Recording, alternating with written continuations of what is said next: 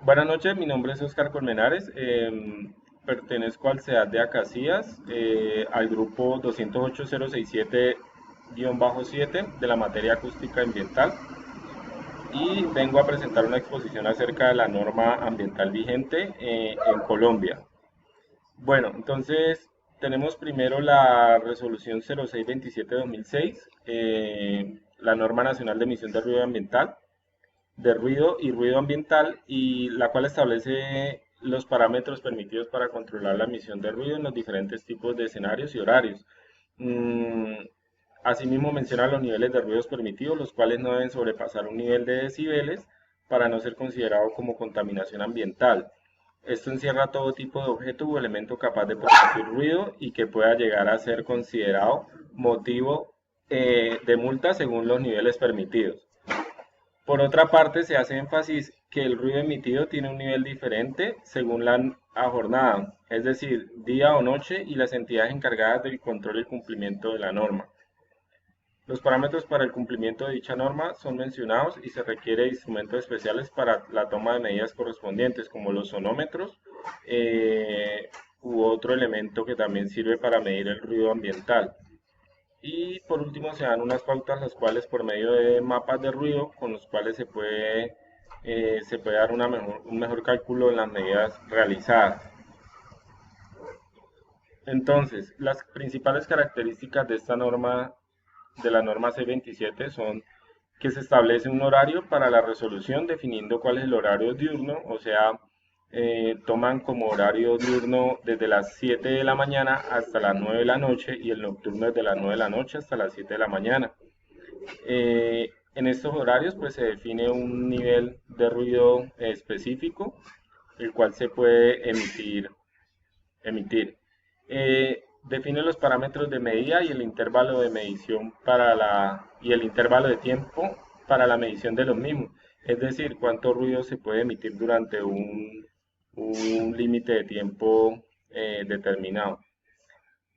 Entonces, para hallar este cálculo se utiliza esta ecuación, la cual nos indica el nivel de ruido de emisión, el nivel de ruido residual, y pues mediante unos cálculos matemáticos se puede, digamos que, determinar los decibeles para poder tener el valor exacto.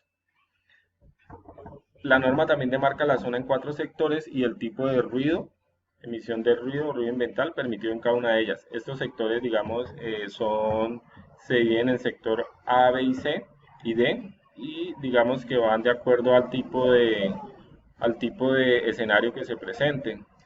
Por ejemplo, en el sector A tenemos los hospitales, el sector B tenemos la zona residencial, en el sector C tenemos lo que es el comercio, las discotecas, los talleres de carros, y en el sector D la parte, digamos, como el campo, la parte agrícola. También la norma precisa los equipos de medición para cada caso. eh, por ejemplo, para la emisión del ruido es un tipo de,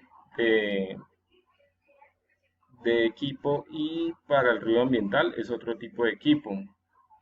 Y las condiciones aptas para tomar medidas. ¿Por qué? Porque, digamos, para tomar una medida pues se debe tener un buen clima, que digamos no esté afectando, por ejemplo, el viento, que produce pues un ruido ambiental en el caso de que se esté haciendo una medición de emisión de ruido. Entonces se debe tener las condiciones aptas para tomar estas medidas.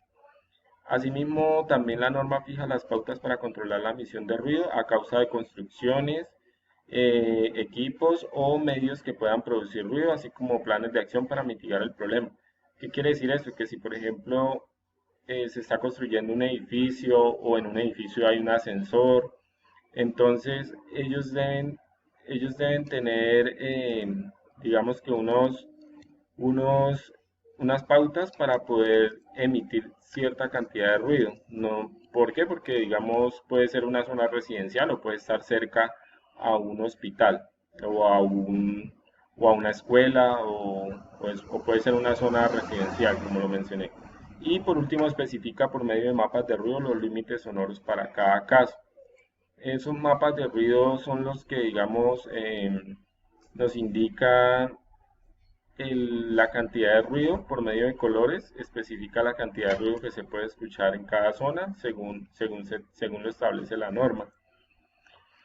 Bueno, ahora tenemos la resolución 8321 de 1983 del Ministerio de Salud, en la cual se puede observar que se establecen disposiciones a considerar en cuanto al ruido en general y cómo se adoptan ciertas condiciones tanto para la emisión y recepción del mismo.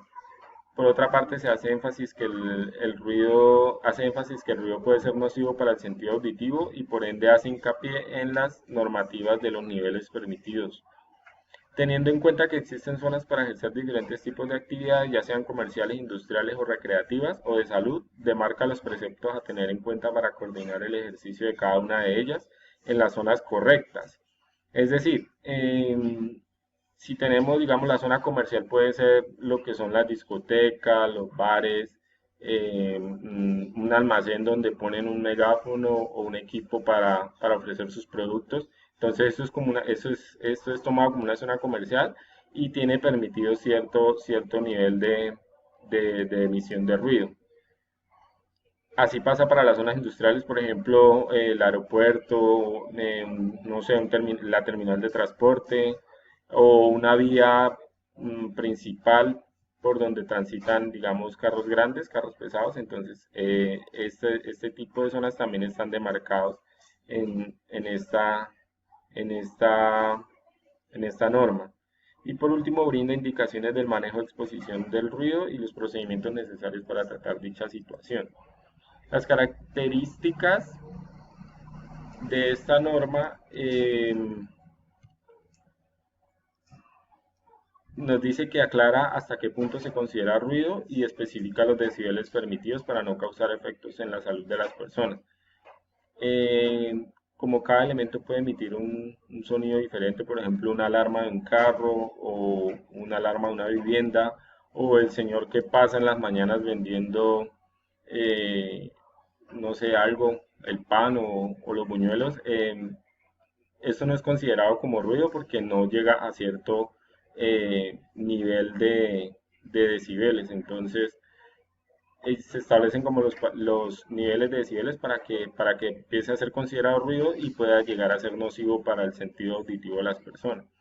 Asimismo, presenta los escenarios donde se puede vivir a niveles de ruido adecuados y ejemplifica que no se debe construir o realizar cerca de los mismos a fin de evitar la recepción de ruidos a niveles intolerables. Por ejemplo, la gente que construye casas cerca del aeropuerto, pues obviamente están expuestos a un nivel de ruido bastante alto, el cual puede a largo plazo causar efectos nocivos en el oído de la persona y pues hasta llegar a perder eh, la audición. Nos indica las pautas para considerar de cuándo es ruido y cuándo no se considera ruido con el propósito de clarificar y establecer un estándar que se adapte a la aceptación de la comunidad.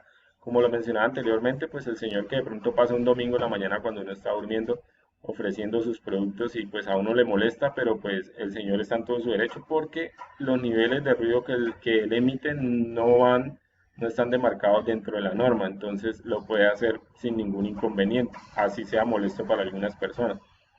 Y proporciona los niveles sonoros y el tiempo que puede ser soportada una fuente de ruido con la finalidad de evitar daños auditivos en las personas. Propone planes para reducir la exposición al ruido y las condiciones que se deben tener en cuenta para adquirir cierto tipo de permisos como el de conducción. Cuando se va a sacar el permiso de conducción, entonces se hace un examen auditivo para poder saber qué tan bueno tenemos el oído para poder, digamos, adquirir la licencia, porque si se tiene pérdida auditiva, pues es, digamos, más propenso a que una persona pueda tener un accidente manejando, porque pues si no vas, de pronto no escucha un pito, un pare o algo así, entonces puede llegar a causar un accidente.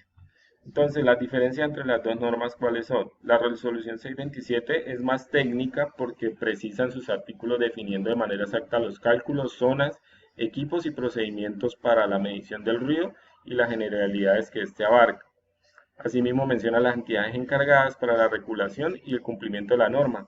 mientras que la resolución 8321 del Ministerio de Salud nos guía acerca de las normativas que se deben tener en cuenta para cohabitar en diferentes zonas y el modo en que es considerado ruido tolerable según su espacio.